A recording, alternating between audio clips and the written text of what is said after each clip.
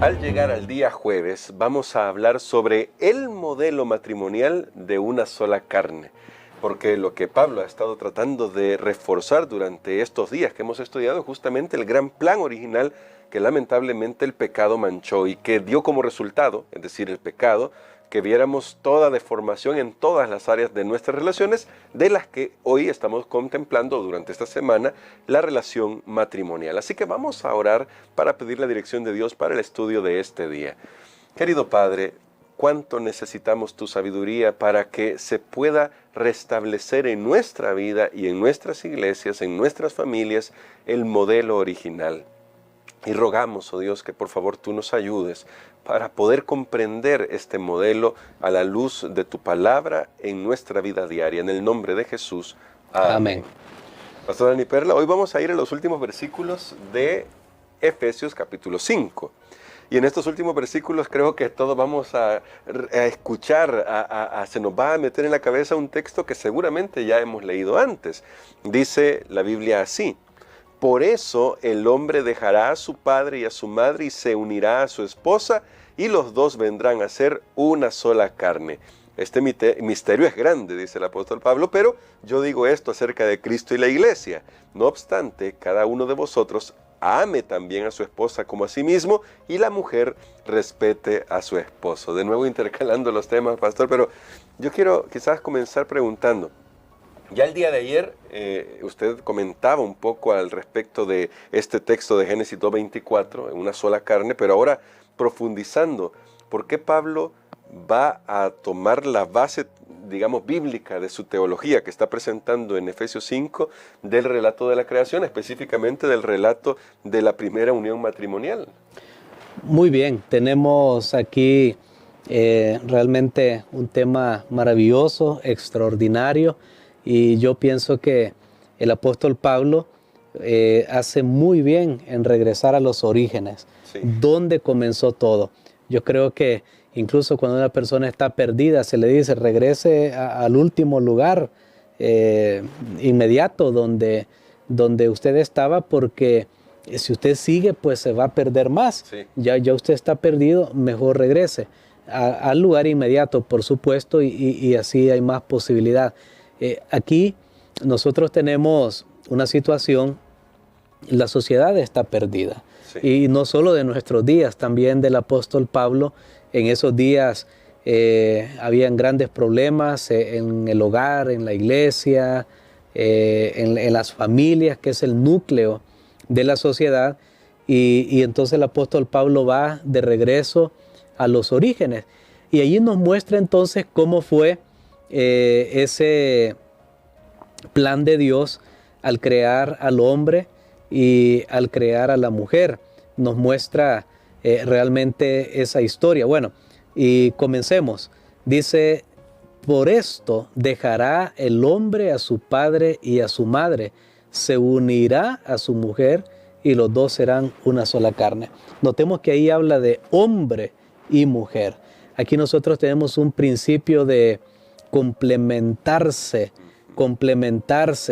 Dios no hizo, de hecho, se ha dicho muchas veces eso, ¿verdad? Dios no hizo dos Adanes, no hizo dos Evas.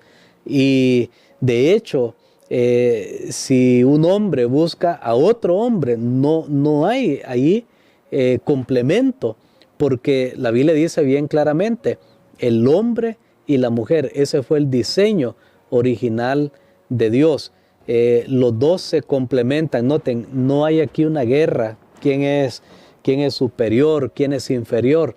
Simplemente aquí lo que hay es una complementación para lograr formar una unidad.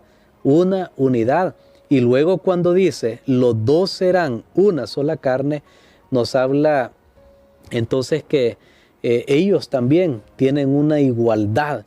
Se complementan, ellos tienen una igualdad, no hay superioridad de uno sobre el otro, sino simplemente llegan a cumplir el propósito que Dios les asignó. Aún esta frase, los dos serán una sola carne, habla de una unión que trasciende más allá de lo físico, porque se ha usado lo físico.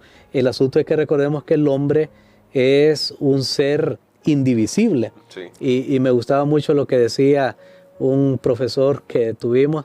Él decía, el hombre, hablando del ser humano, es de una sola pieza, es una sola pieza, no se puede separar lo mental, lo espiritual y lo físico.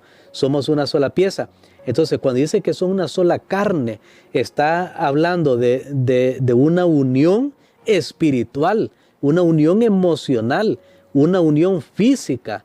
Y por supuesto, esto se consuma cuando un hombre y una mujer se unen en matrimonio, se consuma a través de la unión física que ellos ejecutan, llevan a cabo su sexualidad. Ese es el plan de Dios, pero no es ni una cosa sola ni la otra sola. La gran tragedia en la sociedad hoy y por qué tenemos tanto problema en este tema, porque las personas se han enfocado solo en una de esas áreas, si lo vemos como un triángulo, se han enfocado solamente en la parte física. Entonces las personas quieren ejercer su sexualidad solamente a la parte física. Ahí en esa parte la mujer es vista nada más como un objeto. Normalmente eso es lo que sucede, dejando vacío, dejando dolor, tristeza. Pero aquí nosotros regresamos realmente al plan de Dios. Entonces, pastor, quizás abonando solamente un poquito más, quizás explorando un poco más para que nos ayude a profundizar en este punto. Lo que Pablo ve en su sociedad y que se ve en la nuestra es que la sexualidad se ha convertido en una forma de dominio sobre el otro. Es decir, alguien se aprovecha en cuanto a la situación sexual, en la parte física que usted decía, para ejercer dominio sobre otro. Y lamentablemente muchos han creído que el matrimonio es una subyugación de la mujer sobre el hombre en ese sentido. Pero en el modelo original lo que vemos entonces, por lo que usted estaba explicando, es unión y no subyugación. Y quizás eso es algo que todavía nos cuesta asimilar porque tendemos a ver el mundo muy en nuestra cultura, en la que la mujer es subyugada, pastor. Lastimosamente, la sexualidad se ha convertido, vamos a decirlo de esta forma, en un artículo de consumo, nada más. El gran problema es que la mujer no es un artículo de consumo, es un ser humano que tiene emociones, que tiene sentimientos. Y entonces, cuando alguien tiene una interacción con esa mujer solamente en la parte física, está dejando de lado todas esas emociones, todos esos sentimientos y ahí es donde vienen las enfermedades, ahí es donde vienen pues tantas consecuencias, ahora enfermedades mentales, depresión, esto, lo otro, adicciones, porque, por ejemplo, una mujer que simplemente es vista como un artículo de consumo, ella no va a poder sentirse autorrealizada porque no hay una unión. Creo que ese concepto es importante entenderlo.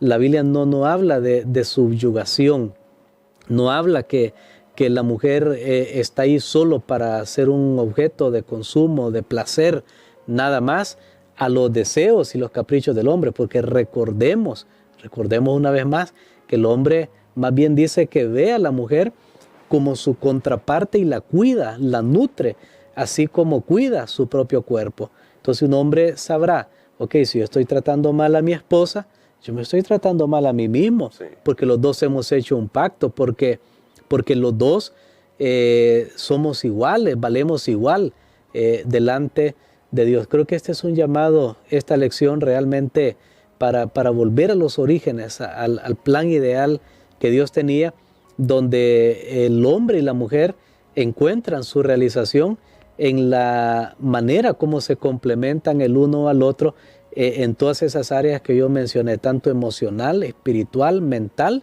y física, no solo con una área, sino cuando se trata esta unión de una manera integral, se cumple definitivamente con el propósito que Dios tenía al crear al ser humano. Ahora, y solo quiero decir una cosa más en este sentido. Recordemos cuando Dios hizo a la mujer, Dios dijo, la voy a hacer como ayuda idónea.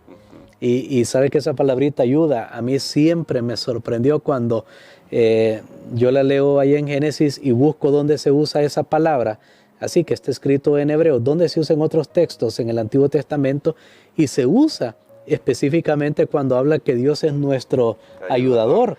Entonces, yo creo que A muchos hombres no les gusta eso, pensar, bueno, yo necesito una ayuda y piensan que eso no aplica para ellos.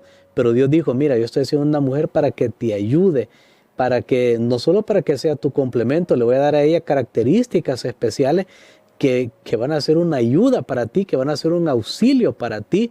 Y gloria a Dios cuando un hombre encuentra a esa mujer que es una ayuda, que es un auxilio, que es un complemento.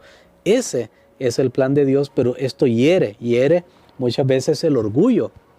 Y yo hay palabras que no he querido usar aquí, pero hiere realmente el orgullo, a veces masculino, pensando que necesitan una ayuda. Y es ahí que el hombre viene y aprovecha la fuerza que tiene para querer subyugar a la mujer, cuando en realidad debe verla como una socio. Están los dos realmente están involucrados en esto, que es el matrimonio, y si los dos cooperan en el plan de Dios, que es lo que Pablo dice al final, como cierra este versículo, entonces el matrimonio va a ir de maravilla. Amén, porque van a crecer, se van a desarrollar ambos, van a florecer ambos. Pero ahora quisiera pasar rápidamente, para terminar nuestra reflexión de hoy, a esa aplicación que hace Pablo, que me parece bien curioso, que dice, pero esto yo lo hablo de Cristo y de la iglesia. Si el matrimonio cristiano eleva al matrimonio que se ve en la sociedad para ponerlo en el lugar donde Dios quiere que esté, ¿cómo los principios que se ven en este matrimonio cristiano favorecen al desarrollo de la iglesia, pastor? El apóstol Pablo, bueno, siempre una mente, lo hemos dicho acá, creo que es uno de los cristianos más admirados de todas las épocas, y de una manera magistral el apóstol logra hablar todo esto que realmente se deriva de Dios. Aquí recordemos en la carta a los Efesios, lo que hemos estado estudiando desde el principio, es cómo la deidad que es la unidad original que existe desde siempre. No podemos decir que hay un comienzo y no hay un final tampoco. Entonces esa deidad original, porque no hay otra, a eso me refiero cuando digo original.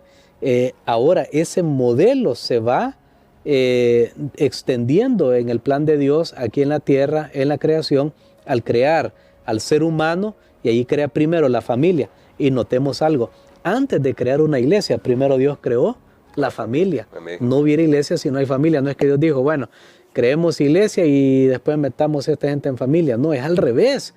Por eso es que Pablo logra, o sea, cuando nosotros vemos esto así en un contexto bien amplio, Pablo logra unir todo porque está pensando en la unidad divina, donde está el Padre, el Hijo y el Espíritu Santo, y luego cómo esto se aplica a la familia, luego cómo esto también se replica en la iglesia, y luego cómo Jesús logra que su iglesia puede estar en una unidad con Él. Entonces Él fusiona todo esto de una manera maravillosa, y aquí Él hace teología de la iglesia, hace teología de Cristo y teología de la familia, y todo está unido. Me parece maravilloso, fenomenal, y recordemos siempre, si la familia puede vivir este tipo de unidad, entonces damos un testimonio que el tipo de unidad entre Cristo y la iglesia es real y es posible. Amén. Entonces, pastor, quisiera que orara por nosotros, porque esta semana definitivamente ha sido desafiante porque va contra la cultura. Y todavía vamos a hacer un repaso el día de mañana, pero quisiera que orara por nosotros para que el Señor nos ayude a vivir de acuerdo al gran modelo original. Amén. Padre, gracias te doy, Señor, por esta lección maravillosa que tú nos das. Gracias porque hemos aprendido de que tu plan es perfecto, tú no te equivocas, tú has diseñado toda la vida en este planeta bajo ciertas condiciones que si las cumplimos podremos también realizar nuestro propósito. Danos sabiduría, Señor, bendice las familias para que podamos vivir de acuerdo con tu plan. Lo pedimos en el nombre de Jesús. Amén. Amén.